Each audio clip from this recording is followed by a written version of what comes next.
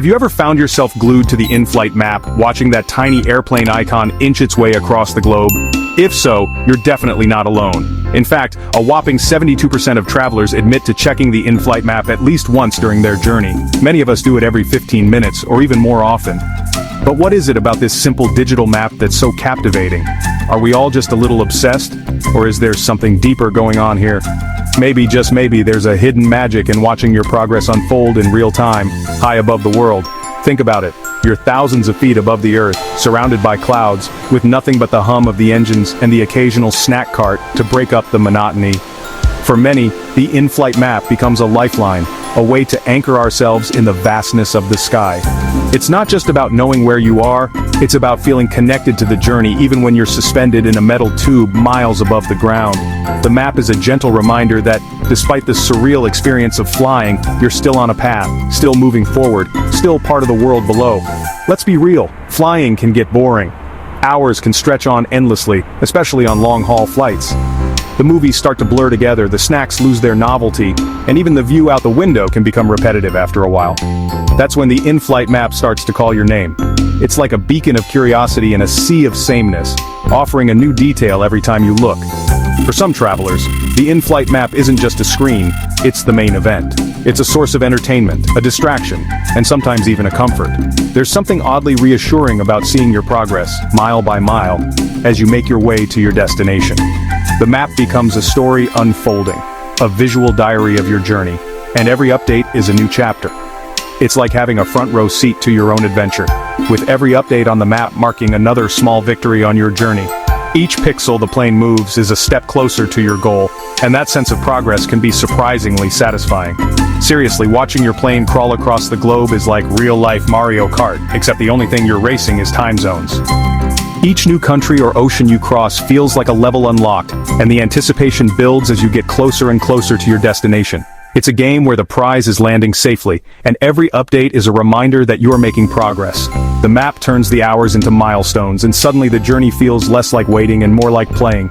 Some folks love the sense of control, tracking every mile, every altitude change, every shift in speed. In a situation where you have almost no control over what's happening, the map gives you a sense of agency.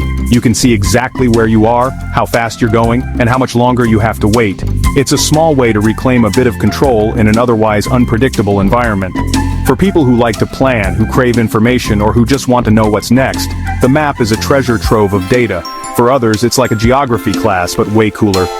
The map becomes a window into the world, showing you countries, cities, and landscapes you might never have thought about before.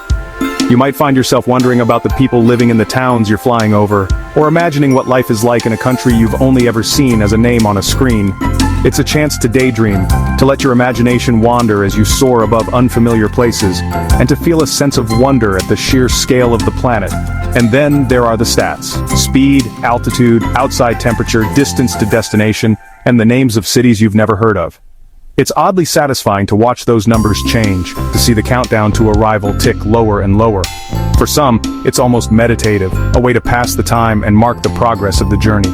The numbers become a rhythm, a heartbeat for the flight, and checking them can be as calming as listening to music or watching the clouds drift by, and according to psychologists, it actually makes sense. Humans are naturally curious creatures. We have an innate desire to know where we are and what's happening around us, especially when we're in unfamiliar or uncontrollable situations. The in-flight map satisfies that curiosity, giving us a sense of orientation and control, even when we're 35,000 feet in the air. It's a psychological anchor, a way to ground ourselves when everything else feels up in the air, literally. There's something deeply comforting about knowing your exact position in the world, even if it's just a blinking dot on a screen. It's a reminder that, no matter how far from home you are, you're still connected to the world below. The map bridges the gap between the familiar and the unknown, making the vastness of the sky feel a little less intimidating. And let's not forget the little dopamine rush you get every time you check the map and see that you're just a bit closer to your destination.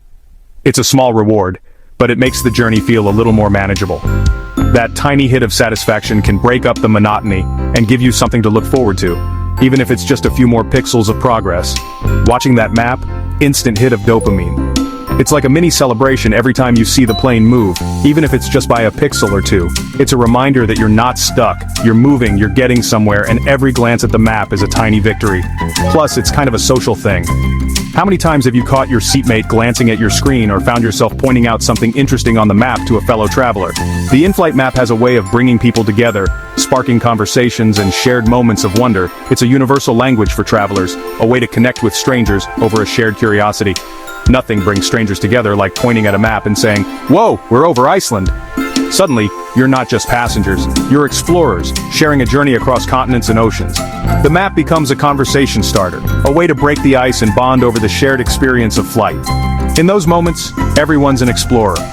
The map turns a routine flight into an adventure, and the cabin into a community of travelers, all sharing the same path through the sky. It's a reminder that, even in a crowded cabin, you're part of something bigger, a collective journey, a shared story unfolding in real time.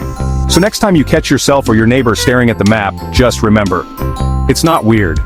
It's a totally normal, even wonderful, part of the flying experience. In fact, it might just be one of the best parts of the journey, a little ritual that makes the hours in the air feel meaningful. It's just another way to enjoy the journey, to make the most of your time in the air, and to connect with the world in a way that's uniquely modern. The in-flight map is a symbol of how far technology has come, turning what could be a disorienting experience into something interactive, informative, and even fun.